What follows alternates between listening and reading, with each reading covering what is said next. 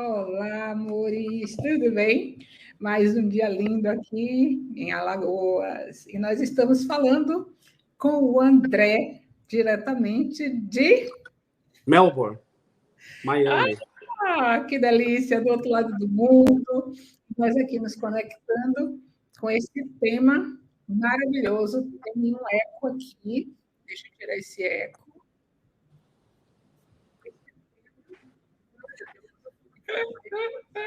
Consegue me ouvir? Eu estava com uma tela do YouTube aberta. Aí tá. Nosso público está chegando, André. Muito legal, nós estamos em 2 continentes, embora estejamos os 2 no continente americano. Então, nós iniciamos hoje esse lindo projeto, Reflexões sobre o Despertar Espiritual, onde nós vamos trazer temas dos mais diversos para conversarmos com vocês. Bem-vinda, Ana Cecília, bem-vinda, Escondida Juliana. E tem outras pessoas que ainda não falaram aqui com a gente, que eu não consigo ver o nome. Então, André, se apresente um pouquinho aí para a gente. Bom, o pessoal já conhece aqui a Beth, né? A Beth já tem toda uma história aqui do canal. Eu estou vindo agregar. Agradeço muito a Beth, agradeço também a Lena por ter feito toda a parte da arte. Elas trabalham muito bem. Parabéns, Lena, por tudo que você fez aí e faz aí no background. Muito obrigado por tudo. Quero agradecer também os meninos, a Roseli, Wagner Borges, o Thiago, os meninos os quais eu tive a oportunidade de conhecer você, Beth, tá? Isso.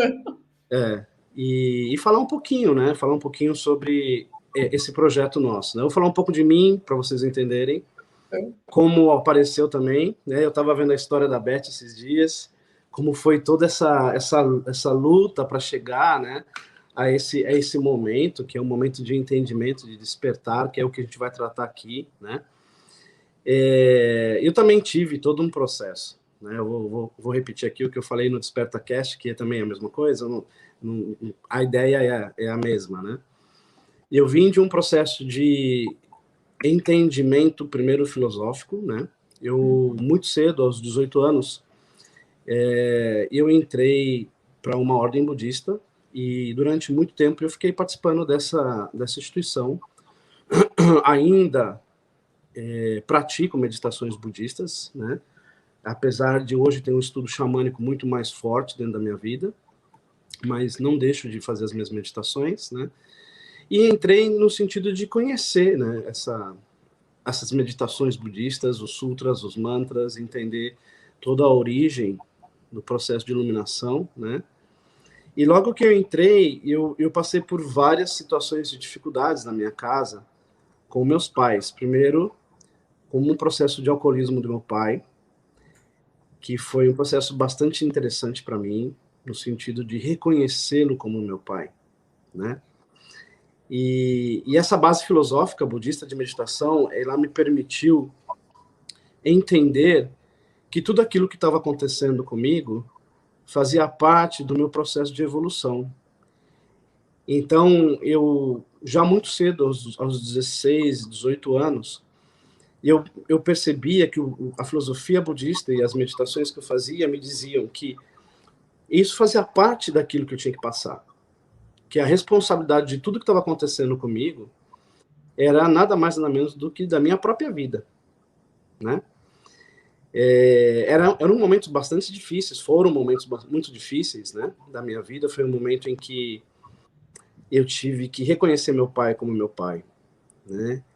É muito difícil para as pessoas que têm, por exemplo, parentes que são alcoólatras, que vê essas pessoas bebendo e acabando com a sua própria vida, e isso não foi diferente para mim, né? Mas existe uma história bem importante por trás disso, que é o fato de eu ser filho do meu pai com uma outra mulher, mas a minha mãe me assumiu, né? É como se eu representasse para ele o tempo todo um erro dele. E não foi por causa disso que ele começou a beber, foi porque ele largou o cigarro e aí trocou os vícios, e aí a coisa começou a ficar dessa forma, né? Mas existia uma dissonância entre eu e o meu pai. Falando já um pouquinho do despertar, né? Eu acho que toda essa história faz parte do despertar, tá? E depois eu vou falar por que a gente está contando tudo isso aqui. Quando eu percebi que havia essa diferença, como se fosse uma ira ou um ódio que estava premente ali entre essas duas relações, né?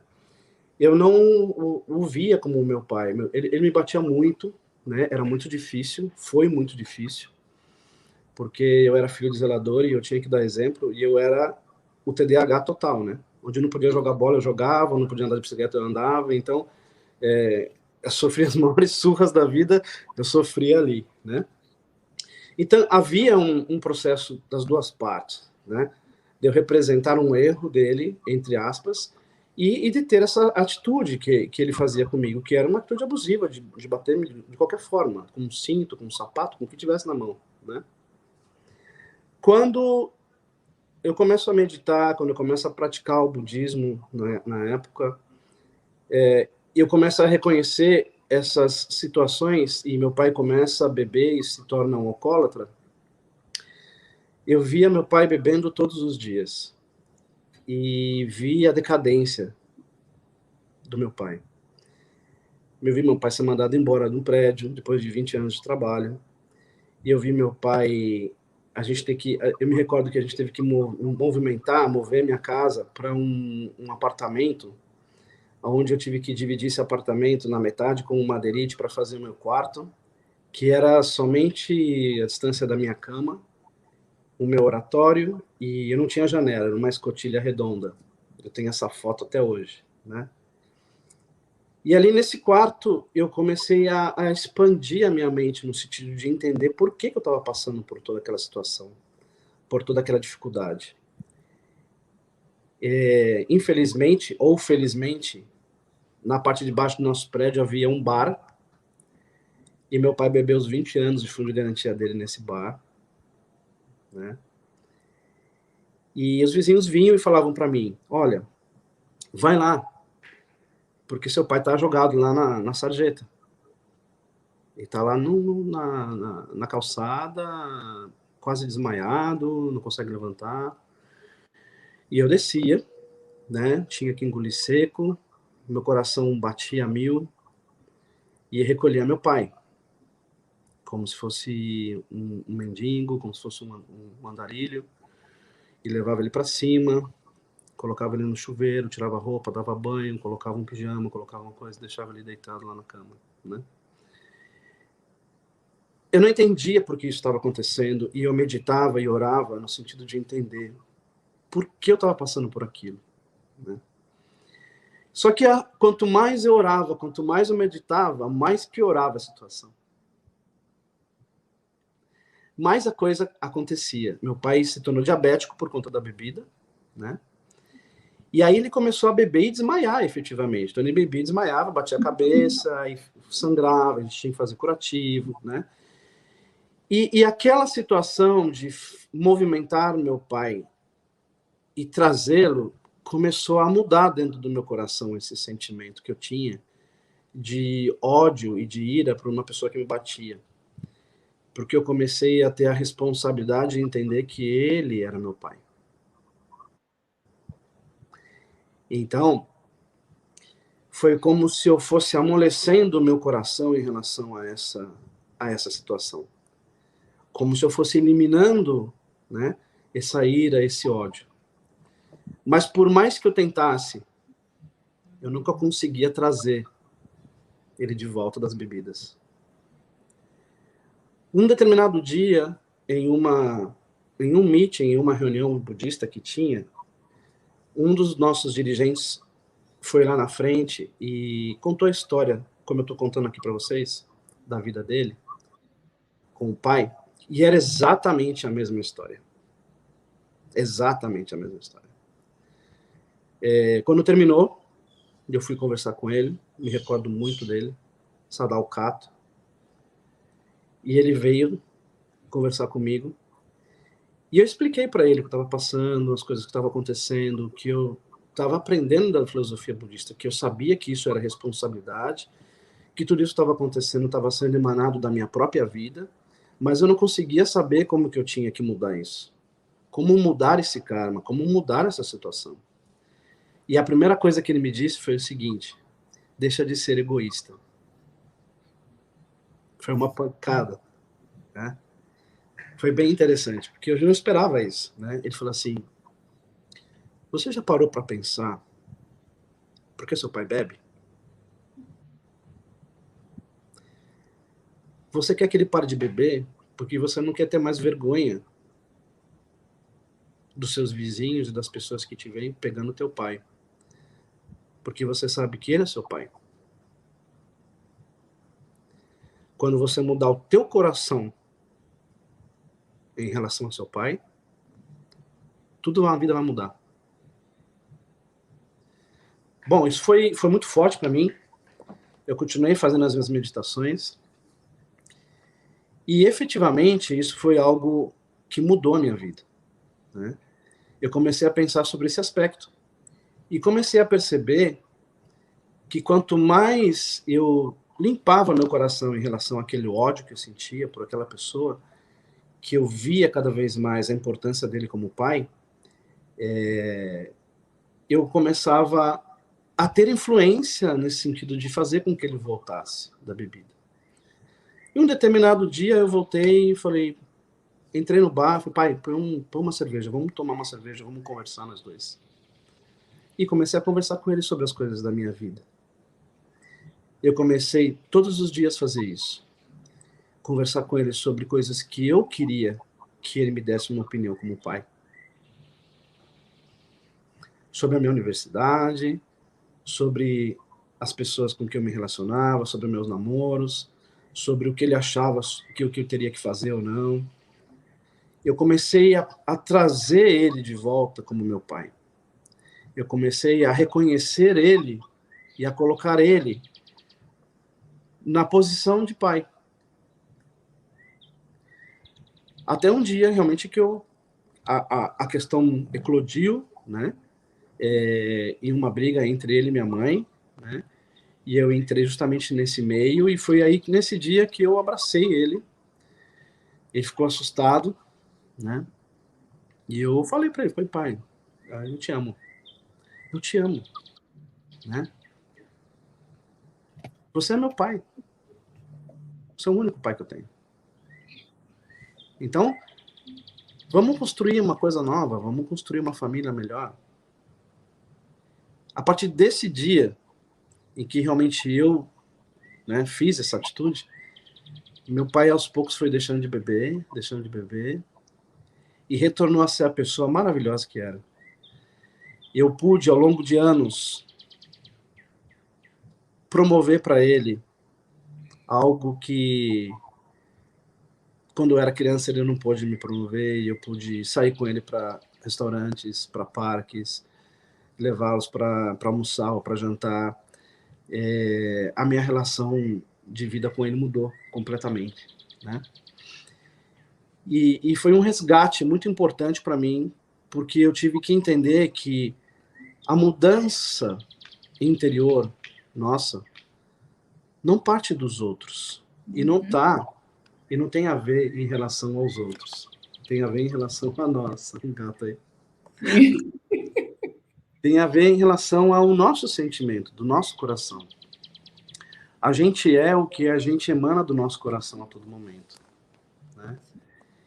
E isso foi muito importante tanto para ele quanto para mim, né? Meu pai já faleceu, já faz um tempo que meu pai faleceu, né? Mas foi uma coisa muito interessante, porque foi como se eu tivesse cumprido essa missão, sabe? De resgate, né? Criado um dharma e não um karma negativo, né? Criado uma situação onde eu pudesse enxergar de uma forma mais elevada a importância desse aspecto que estava se manifestando na minha vida. Bom, a partir daí, muitos estudos espirituais se abriram. Fundamental foi o estudo do budismo. Cheguei a estudar o budismo durante 34 anos, até hoje eu estudo. Eu cheguei a ter sobre a minha liderança de orientação, de diálogo, mais de 1.000 famílias, né? E foi o que me permitiu ter a base de um conhecimento filosófico e dogmático para entender e chegar no lugar que eu cheguei hoje, né? Em 2020, nós tivemos a pandemia, né? Eu sei que o seu despertar foi em 2019.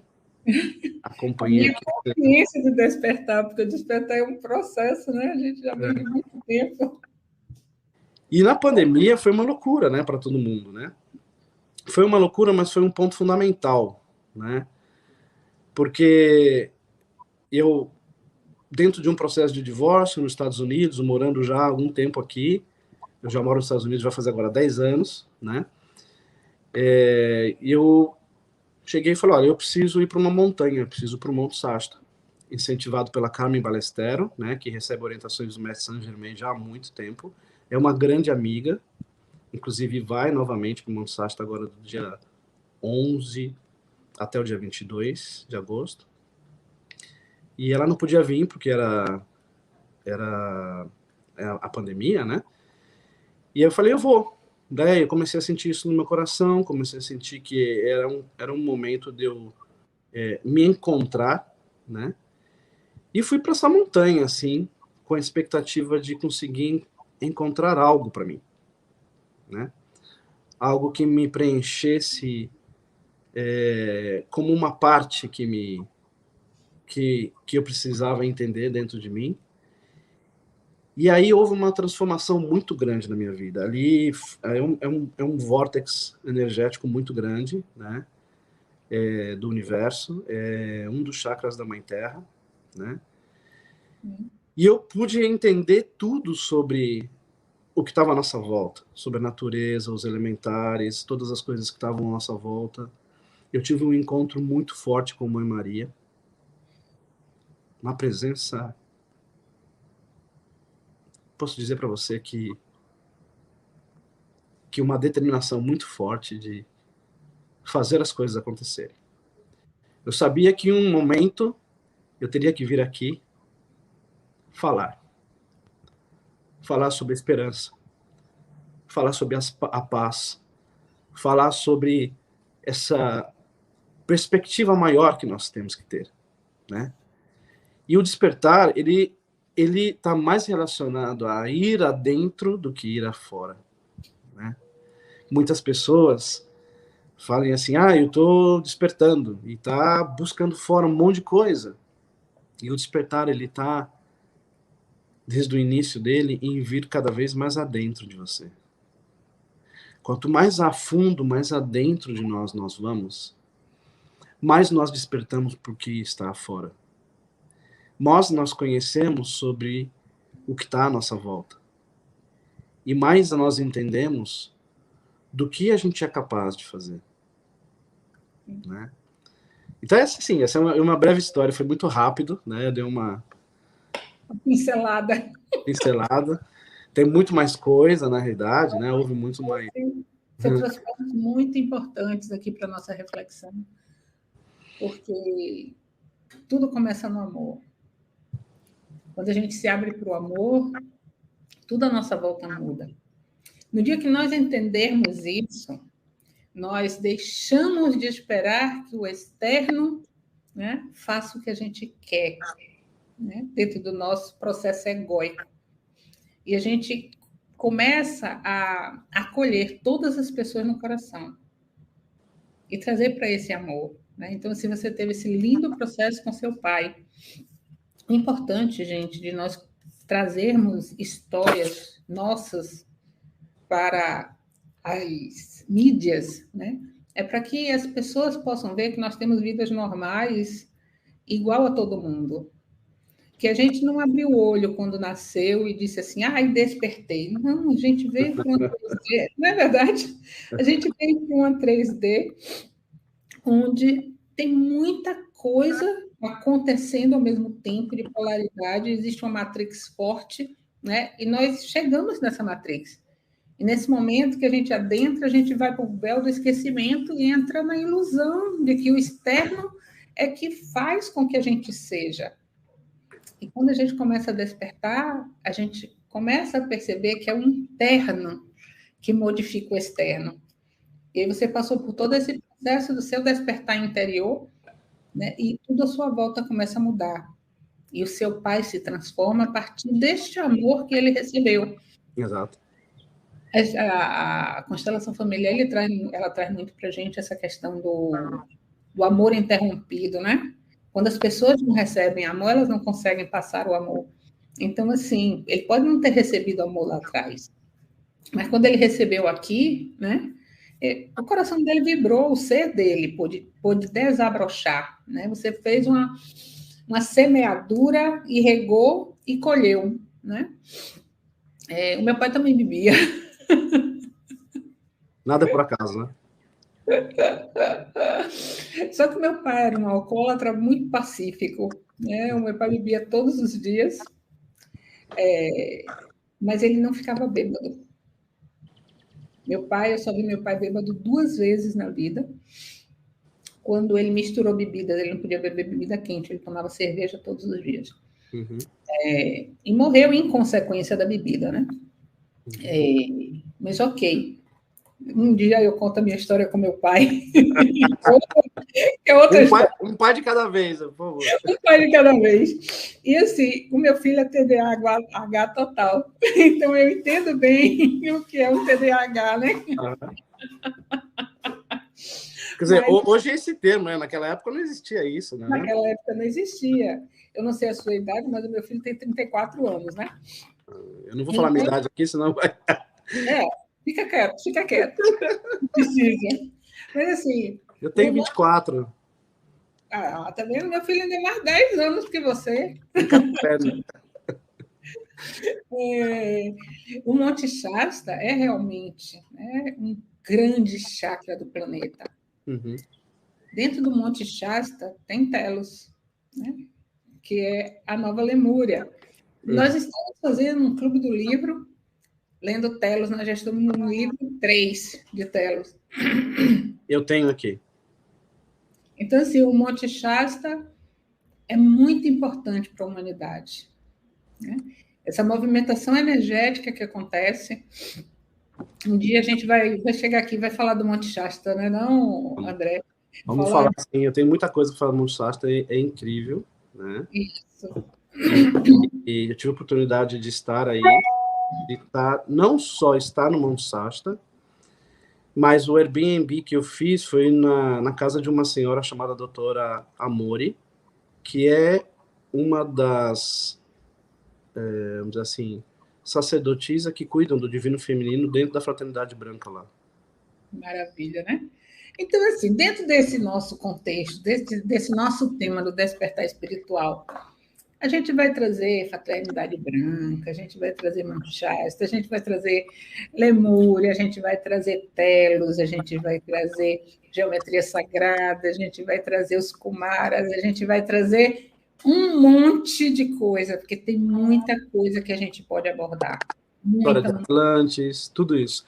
A ideia é essa, a ideia é que esse quadro ele possa ser um caminho de abertura e conhecimento para todas as pessoas, né? A ideia é trazer essa informação. Tá? Isso. Assim, quando a gente começa a despertar, a gente começa a buscar informação. Compreendemos que não é a informação em si que vai nos levar para o nosso despertar. Ela é um pano de fundo, se podemos dizer assim, né? Para que a gente se descubra, porque à medida que a gente vai falando dessas coisas, a gente vai se reconhecendo. Uma parte nossa ressoa com aquilo e aí a gente faz o processo interno, tá? É assim que se dá o processo do despertar a partir do conhecimento. O conhecimento em si não desperta ninguém. Exato. O que desperta é o que a gente faz com este conhecimento. Exato. Né, André? Tudo dentro da gente. A energia que a gente despende ao falar sobre despertar, sobre todos esses temas, ela é que movimenta essa capacidade que a gente tem interna de abrir esse canal de conhecimento dentro de nós, né? Muitas vezes as pessoas falam assim, outro dia eu escutei a voz de uma pessoa, tá? É uma amiga minha, uma terapeuta já, que a gente já se conhece há um certo tempo, e meu chakra cardíaco deu aquela angústia, sabe quando você dá aquela sensação de como se você tivesse gases aqui assim, já pressionando o seu chakra cardíaco aqui. E eu liguei para ela imediatamente e falei, o que está acontecendo com você? Né?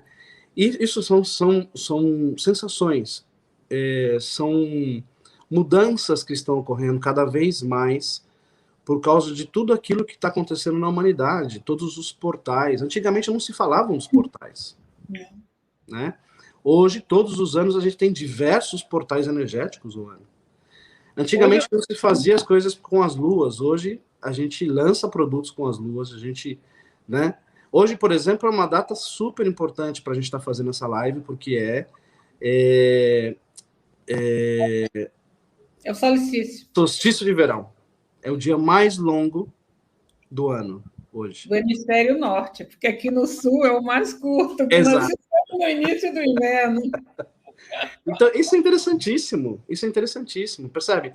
A gente está falando de um dia especial, que é um dia que normalmente, energeticamente, a gente pode usar para fazer determinadas coisas, para fazer lançamentos de coisas na nossa vida, produtos novos, etc. Isso são sabedorias que estão à disposição das pessoas hoje, porque se fala muito mais hoje. Antigamente não se falava nada disso.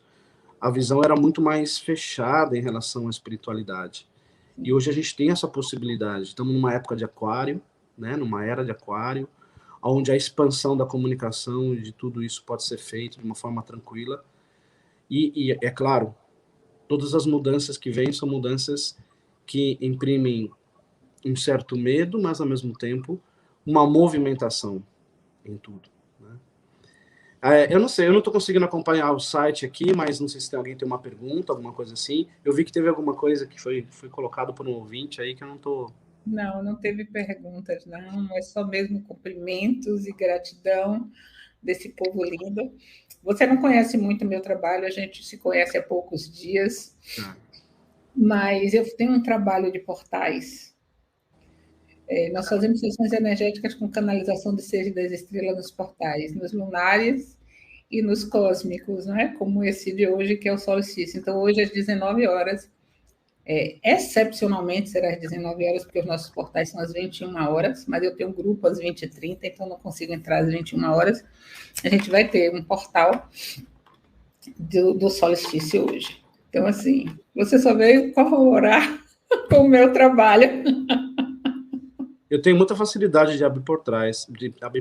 Às vezes as pessoas estão conversando comigo e as pessoas que têm uma certa sensibilidade falam assim, você abriu um portal? Você fala uma coisa às vezes para mim, eu vou e daqui a pouco eu trago uma informação. É interessante isso. Eu queria então depois aprender um pouco mais sobre isso. Acho que a gente está sempre aprendendo, né? Eu sou sempre aprendiz de tudo, né? Eu sou um aprendiz da vida a todo momento. Recentemente, uma das coisas que aprendi foi soltar. Como você mesmo disse na live em que você falou do despertar, né? Como você despertou. É muito difícil a gente aprender a soltar, né? Porque a gente sempre quer ter o controle de tudo. Né? A gente acha que tem, né? A gente quer sempre ser o controle de tudo, a gente quer controlar não só nós, como as pessoas que estão à nossa volta, né? E isso é ruim porque a vida, ela é a movimentação através do caos, né? A gente vive num mundo dual, a gente vive num mundo de forças negativas e positivas. O objetivo das forças negativas é causar o caos. O objetivo das forças positivas é causar a harmonia. Mas o movimento, como a professora Lucilena Galvão, da Nova Acrópole, fala, o movimento está no reconhecimento de quando há essa movimentação energética, dessa organização. Quando o caos se estabelece, e a gente consegue perceber o contraste, como ela fala, é isso que ela fala, né? A gente só consegue elevar a nossa consciência quando a gente percebe o contraste. A gente só consegue entender que a gente perdeu essa pessoa quando a pessoa vai embora. E aí nós nos damos conta de tudo aquilo que fizemos errado. Às vezes a consciência, ela vem através de uma perda, ou através de um acontecimento que não é um acontecimento positivo, mas graças a isso você consegue perceber internamente dentro de você que a sua consciência tem que ser mais elevada em relação a determinada coisa. Então, não que o lado negativo seja ruim e o lado positivo seja bonzinho, não é isso. Tem que existir essa movimentação, porque a gente vive nesse mundo que faz isso. O caos, ele serve para estabelecer um movimento de mudança para que a gente possa reorganizar. E isso é um ciclo, né? Assim como o ciclo dos elementos, né? De fogo, água, ar e terra. E a caixa também, né? Então, esse reconhecer esse aspecto físico da espiritualidade é estar entendendo como funciona esses elementos e essas funções todas dentro da nossa própria vida, né? Eu falei esses dias para uma pessoa sobre os aspectos que a gente vive diariamente, né? Estamos falando sobre a parte financeira, sobre as responsabilidades que a gente tem aqui de pagar boleto, sobre as responsabilidades das pessoas que estão às nossas voltas, né? Como os nossos filhos, como a nossa esposa, o nosso relacionamento, enfim. Tudo que a gente vive no plano 3D, no plano físico, é um caminho para que a gente possa elevar a nossa consciência espiritual. Todos os fatos negativos ou positivos que nós vivemos servem para que a gente possa crescer espiritualmente. E eu entendo despertar como as pessoas que começam a entender isso de uma forma mais clara, né? O despertar, ele é quando a pessoa começa a se abrir para ela mesma. Entendendo as suas próprias energias, entendendo o seu corpo, como você mesmo falou, né? Tem gente que não sabe o seu corpo e come desesperadamente em 5 minutos e enquanto está comendo, está pagando o boleto e depois já tem que voltar para o trabalho e depois sai do trabalho e vai cuidar de casa e tal. É uma loucura, né? Porque a gente acaba não cumprindo o nosso propósito porque a gente está envolto somente ao que é maia, ao que é ilusório, ao que é físico. Mas o propósito de tudo que é físico é você entender o que é a consciência espiritual, você elevar a sua condição consciencial, percebe? Então, talvez seja esse o nosso erro, de acreditar que esse aspecto físico que está à nossa volta é o mais importante. Então, a humanidade ela tem que despertar para isso. A humanidade tem que, a partir desse exato momento, começar a compreender que existe muito mais coisa. Existe um universo de minerais, as pedras, que tem um poder muito grande. A gente sabe o poder dos cristais, a gente sabe do valor de um diamante, né? A gente sabe de onde vem um diamante, né? Existem plantas, árvores, que são plantas de medicina, como ayahuasca, como rapé, como plantas como o orégano, como outras plantas medicinais que as nossas vozes antigos já sabiam e usavam. Existem animais que têm funções específicas energéticas, como o gato, como o cachorro, uma ave, um peixe, né? Então, a gente não está desassociado de tudo isso. Tudo isso foi parte nossa já em um determinado momento de evolução dos ciclos dessa mãe Gaia. E a gente já foi tudo isso. E é por isso que a gente tem tudo isso aqui dentro. Falei demais, né? Não, a gente tem para isso, para falar. Não adianta a gente vir para aqui ficar calado. Gente, é muito interessante que quando a gente começa a despertar, a gente começa a olhar para tudo isso de uma forma diferente, né? A gente olha para as plantas e a gente reconhece as plantas. A gente olha para a natureza com um outro olhar.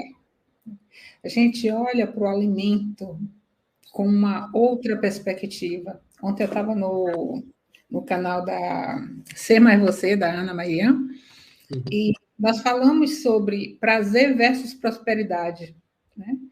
Do quanto o prazer é importante para a prosperidade. A gente só prospera se a gente tiver prazer.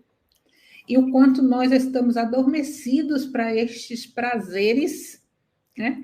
Que não são externos, eles são internos. Muitas vezes eles vêm de uma coisa externa, como, por exemplo, a comida, né? Mas nos causa uma sensação externa, ou, desculpe, interna, né?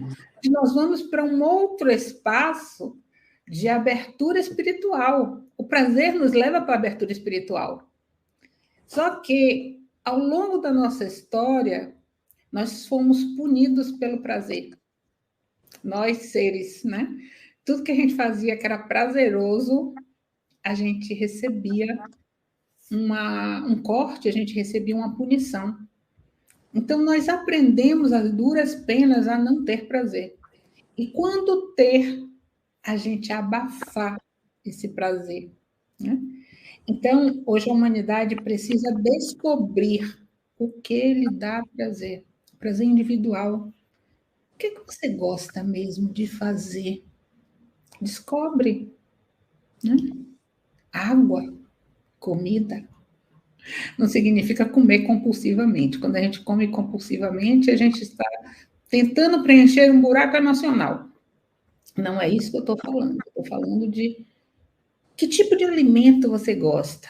Quando você come, que você coloca na boca, que você degusta, que você utiliza, né? Um dos seus...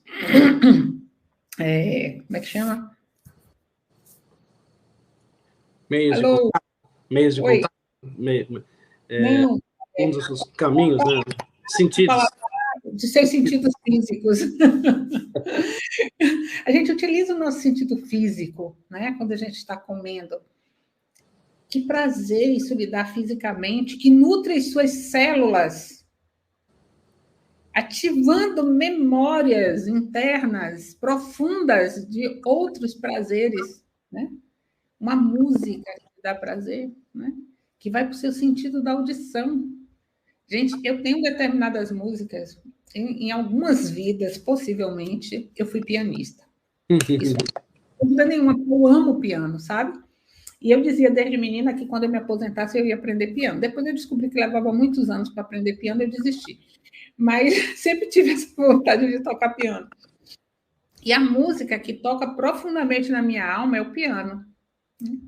Quando tem uma melodia só nas notas do piano, eu vou para uma outra dimensão. Isso eu vou a partir da minha audição, né? Que ativa em mim, nas minhas células, as memórias, né? Que me levam para um espaço de expansão, que me leva para sair daqui e entrar muito mais em mim. Exato. Então, não é isso? Essas pequenas coisas é que fazem a diferença na nossa vida, que nos levam para uma expansão muito maior. Por exemplo, pisar na areia, né? O sentido do pato, pegar em algumas coisas, ver flores. O que lhe dá prazer, faz isso mais vezes no seu dia a dia. Porque Recentemente eu tive a experiência de comer flores. Olha, e que... Foi muito legal. Depois eu conto para vocês com calma. Comi algumas flores, mas tá tudo bem, são flores normais, tá? Não são... Menino, eu fui uma vez numa loja de plantas lá em Portugal, que tinha rosas comestíveis. Eu cheguei a tirar foto. Existem florais, né? Existem florais. Mas eu nunca tinha visto a flor exatamente, né? Os florais, sim, mas não as flores. Então, essa nova percepção que a gente está abrindo para o mundo, né, nos leva do mundo físico, da nossa fisicalidade, para o mundo da sutilidade, onde a gente acessa novas habilidades do ser.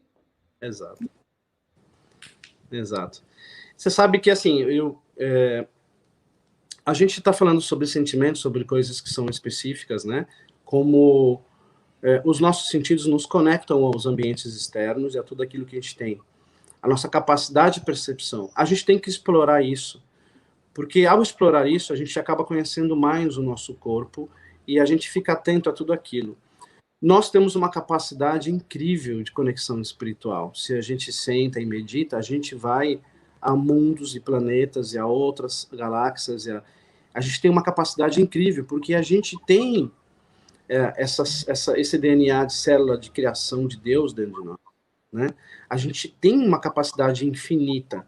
No entanto, o nosso cérebro, ele não consegue captar todas essas informações. É importante que a gente treine o nosso cérebro, a gente treine esse nosso corpo a estar sentindo isso, tá?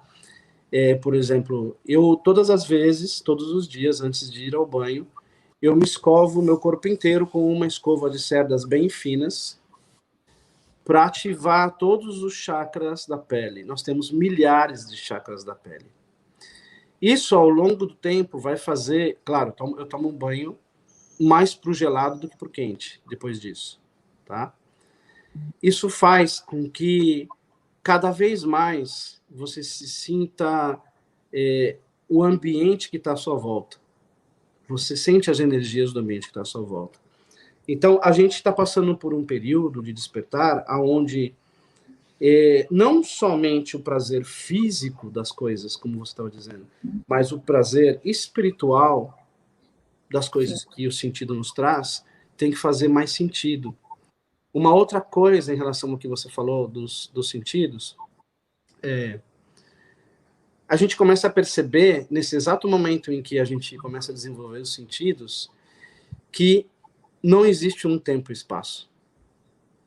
A todo momento, a gente pode voltar ao passado ou ir para o futuro.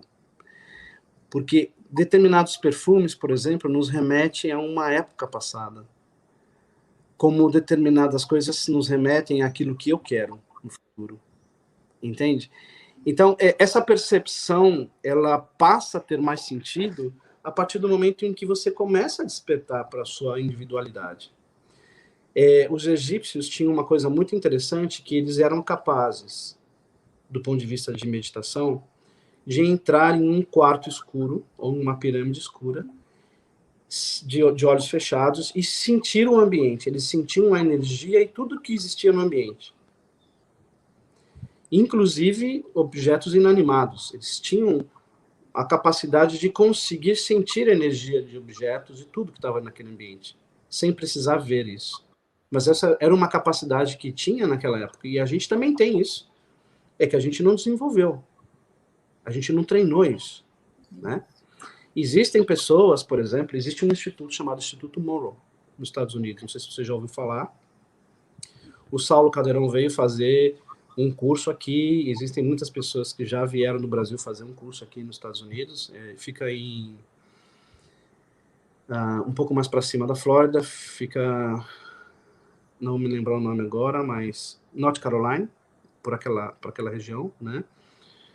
É um instituto que estuda parapsicologia e projeção astral, começou com esse estudo, né?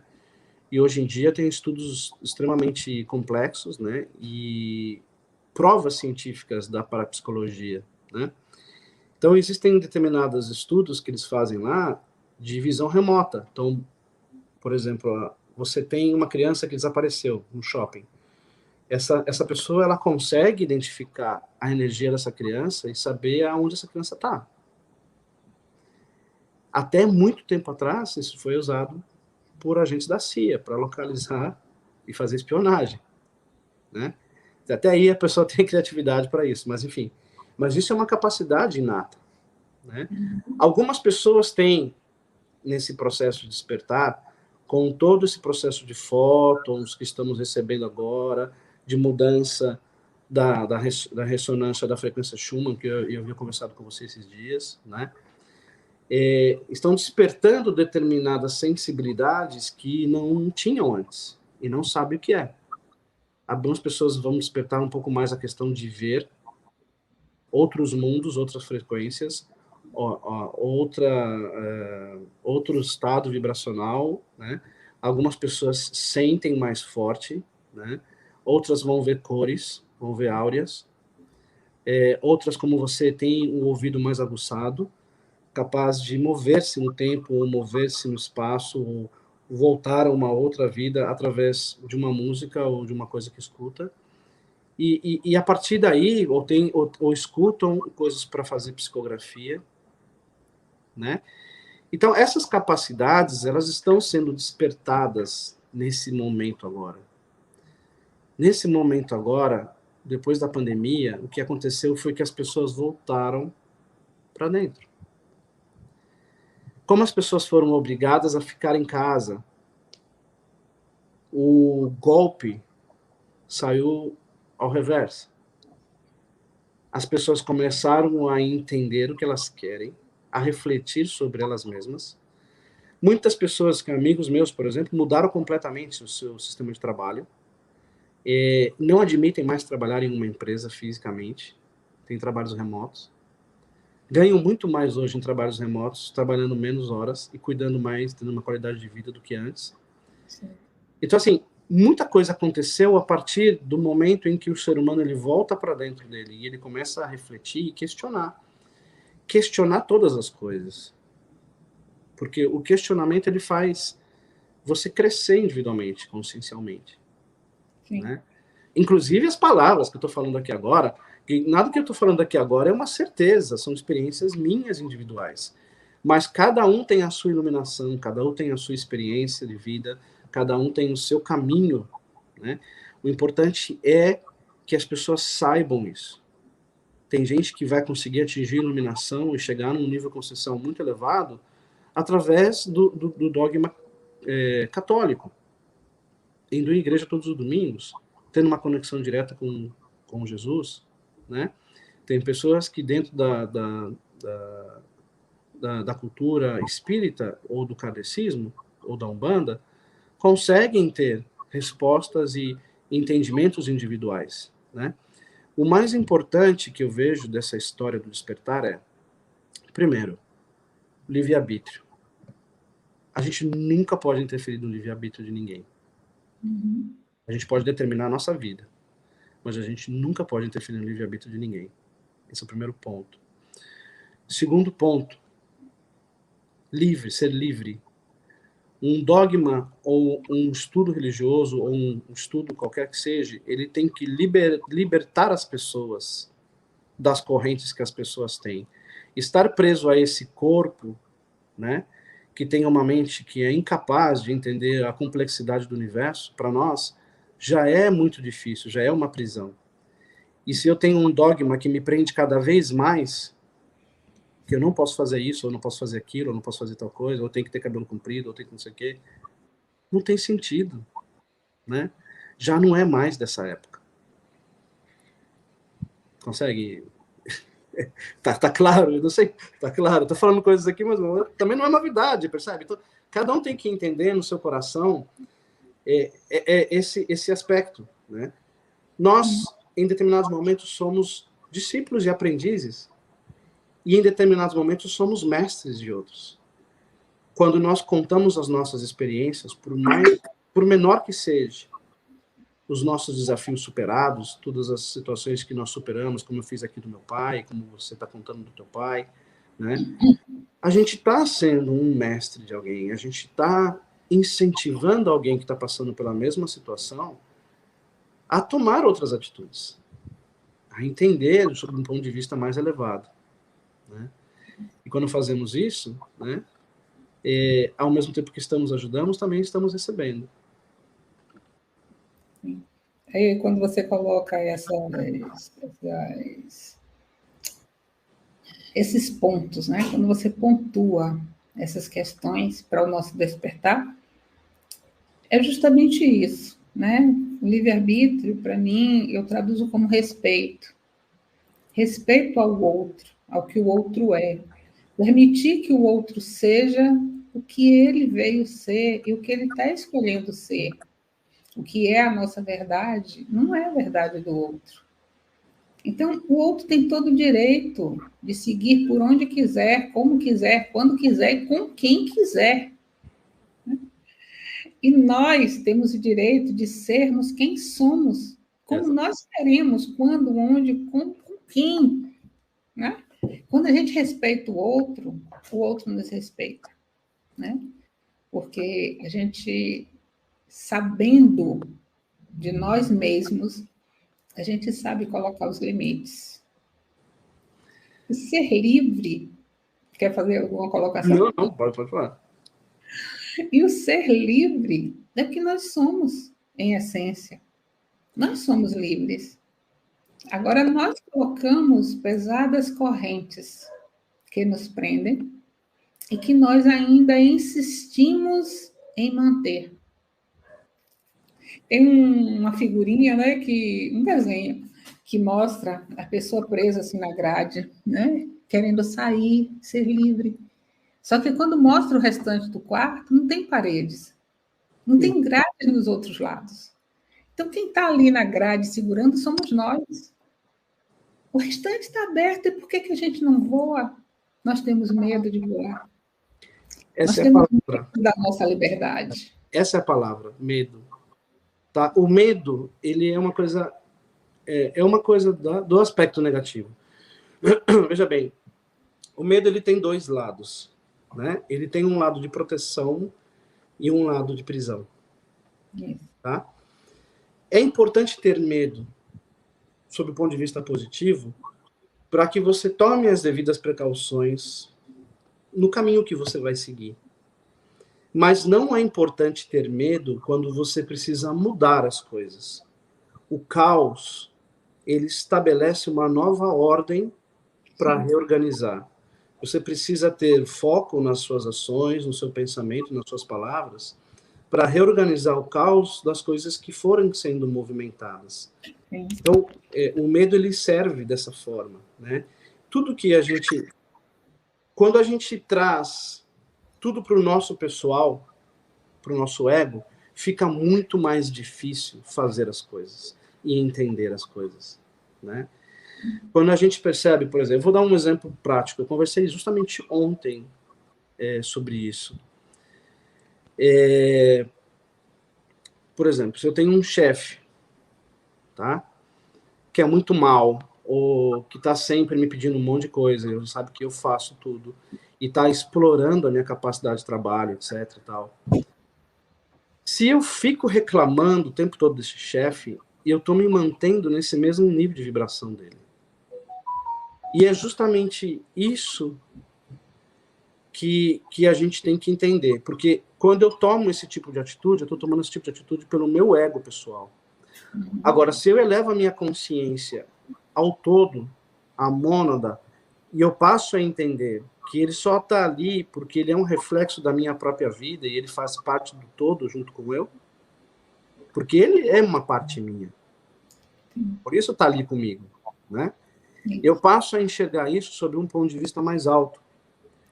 Então, aquilo não me atinge mais, não baixa a minha frequência. Então, isso não vai mais me incomodar. Percebe a diferença? É difícil fazer isso, é muito difícil, mas não é impossível. Quando as coisas comuns não te irritarem mais, não te incomodarem, quando você tiver calma e serenidade suficiente para poder sair de qualquer situação, você já está num outro estado de vida, né? Imagina os nossos mentores, que estão numa frequência extremamente elevada, que a gente não consegue nem mensurar, baixar até esse nível de densidade para nos orientar. Sim. Eles têm que ter essa consciência. E também ter a consciência de que não podem influenciar na nossa vida. Eles têm que orientar, têm que nos orientar-nos, mas ao mesmo tempo não pode influenciar na nossa vida, né? Olha que situação difícil. É como se nós, nesse exato momento aqui em 3D, a gente estivesse sendo treinado para ser mentores de alguém. Uhum. Ver o erro, ver as coisas acontecendo, por mais que você fale para a pessoa, não é esse o caminho, a pessoa segue tomando o mesmo caminho, segue batendo a cabeça, segue se afundando, né? E você não pode fazer nada para mudar. A única coisa que você pode fazer é ir tentando elevar a consciência dela para que ela possa perceber, a partir dela, o que está sendo errado. Percebe? Por isso que é muito importante, quando a gente vem a esses canais, a oportunidade que você me deu de estar aqui, o DespertaCast, o Leonardo também, a gente vai estar conversando, por conta disso. Porque já é hora das pessoas entenderem isso.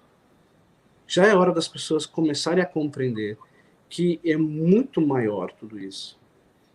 O fato de eu falar assim, não pode desmatar a floresta amazônica, não pode, porque é parte de todos nós. Não é porque eu quero, ou porque um partido quer, ou porque outra pessoa quer. Não pode, porque faz parte da humanidade. Então, você cortaria os pés do seu filho? É a mesma coisa que cortar uma árvore lá para alguma outra coisa. Nós estamos deixando de ter a nossa capacidade de criação para substituir determinadas coisas que são importantes, como a madeira. A gente poderia estar evoluindo num outro sentido para ter um outro tipo de material que substitua a madeira. Assim como a gente já há muito tempo atrás já poderia ter tido carros elétricos. Mas o homem, ele não quis isso por conta da ganância, do egoísmo, e continua atuando dessa forma. Quantas guerras foram feitas por causa do petróleo? Você vê, uma coisa que poderia ter sido feita de uma forma mundial, gratuita para todo mundo, por conta do egoísmo do ser humano, teve que ser mudado. A gente teve que desfazer o sangue da terra, de Mãe Gaia, que é o petróleo, para poder movimentar tudo isso, por conta do egoísmo do homem. Sabendo que existem outras oportunidades. Sabendo que Nikola Tesla tinha deixado já um caminho para isso, um caminho que já é natural dessa terra, de magnetismo, de eletricidade. Então, por que a gente vive ainda dessa forma? Não sou eu que vou movimentar isso. A minha função, nesse exato momento, é esclarecer esses pontos. Talvez um dia, alguém vendo esse vídeo, possa se dar a conta que essa pessoa possa mudar tudo isso. E a partir daí, a gente comece a ter uma mudança significativa dentro da humanidade. Né? Eu vejo, sabe, André, que a hora da mudança é essa. E a gente muda um a um. Voltando para aquele ponto de que a gente respeita o que o outro é, né? Que o outro esteja onde quer estar. A gente sabe que na 3D a polaridade é muito forte. E a grande maioria da humanidade ainda está imersa, né? Nessa ilusão e nessa polaridade. Por isso que tem tanto desses desmandos. Então, o que nós podemos fazer? Nós, aqueles que estamos indo para o caminho do despertar, que estamos cada vez caminhando mais um passo no nível frequencial mais alto, mudar a nossa frequência vibracional. Como você citou Nikola Tesla, né? No dia que a gente souber que tudo é energia, vibração e frequência, né? Nós estamos conhecendo tudo, né? Então, se nós somos energia, frequência e vibração, tudo que a gente estiver pensando, sentindo, né, vibrando, a gente está emitindo para dentro e para fora. Aí eu pego esse exemplo que você deu do trabalho, da pessoa insatisfeita no seu trabalho, enquanto ela estiver na crítica, na reclamação, né, e só se queixando do trabalho, não reconhecendo e agradecendo, ela está presa àquilo ali. Aí a gente volta para o soltar, né? Aquele soltar que a gente falou lá atrás, né? Onde a gente só solta a partir da gratidão e do reconhecimento. Aquele trabalho, o que é que ele lhe dá? Ele lhe dá apenas o seu sustento? Agradeça, porque ele lhe dá o seu sustento. Ah, mas não dá para eu me sustentar. Mas você se sustentaria muito menos sem ele. Ah, e aquele chefe? Ah, mas ele é pavoroso. Ele está ressoando com você. Alguma coisa em você precisa ser curada para que você tenha aquele chefe. Ele está só lhe mostrando aquilo que precisa ser curado dentro de você. E então você agradece aquele ser que está lhe mostrando o caminho da sua cura. Exato. Quando nós somos absolutamente gratos por aquilo de que estamos reclamando, de que não estamos gostando, a gente solta. Aham, E exato. aí, né, chega um outro trabalho para a gente. Essa noite eu estava me lembrando de um fato lá no meu trabalho, né, na época que eu trabalhava no setor público, onde eu tinha uma colega de trabalho que almejava sempre cargos mais altos. E eu nunca almejei cargo nenhum. E aí as pessoas me chamavam para os cargos antes dela. E ela ficava muito chateada com isso. E, independente de qualquer coisa que estivesse acontecendo no meu trabalho, eu sempre dava o meu melhor. E era por isso que eu era chamada para ocupar os cargos. Não era porque eu estava pensando nos cargos, nem desejando os cargos, nem fazendo nada para conseguir os cargos. Eu nunca pedi um cargo na minha vida. Exato. Nunca abri a boca para ninguém para pedir um cargo. Todos os cargos me foram oferecidos. E nenhum foi oferecido em troca de favor nenhum. Eles me foram oferecidos porque eu estava lá cumprindo o meu papel da melhor forma que eu podia, em troca de apenas ser, né, o que eu era naquele momento, o que eu podia fazer naquele momento. Então, por isso, algumas questões vieram atrás disso, e essa pessoa em específico, né, ela tinha uma rixa muito grande comigo por conta disso, só que a rixa era dela para comigo, não era de mim para com ela. Entende? Ou seja, era uma rixa dela com ela mesma. Né?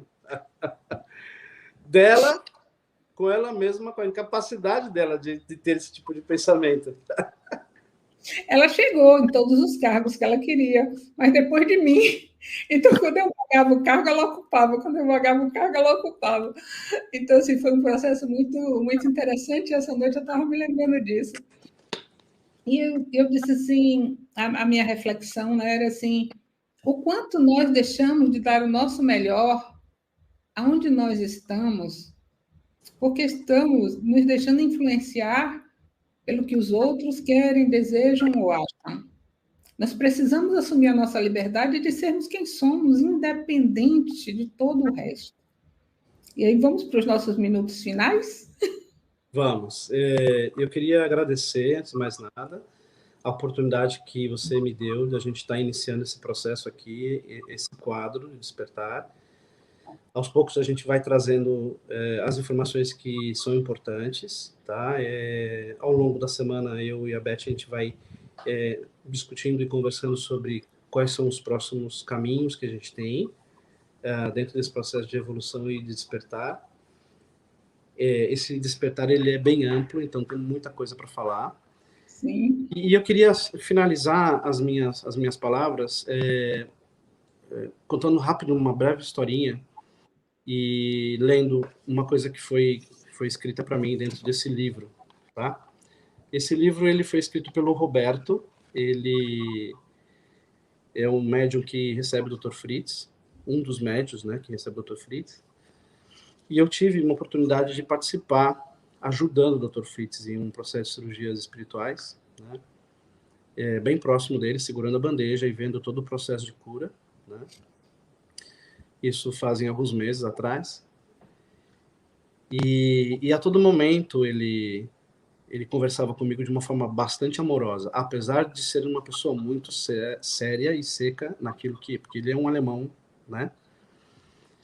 E eu via que ele me ensinava, que ele mostrava como fazer, até porque isso pode me ajudar dentro das minhas técnicas xamânicas, né? E ele escreveu uma coisa muito bonita para mim, né? Ele falou que se tiver, ele não vai renascer mais, né? Mas ele falou assim que a missão dele é hoje no Brasil. E se ele tivesse que renascer, ele nasceria no Brasil, tá? Ele falou que é um dos países mais importantes do mundo do ponto de vista de espiritualidade, pela ampla gama de diversidade de espiritualidade que existe, né? E então eu faço dele as minhas palavras, né? Independente de estar aqui nos Estados Unidos, eu sou brasileiro e aprendi muito do que eu sei aí no Brasil.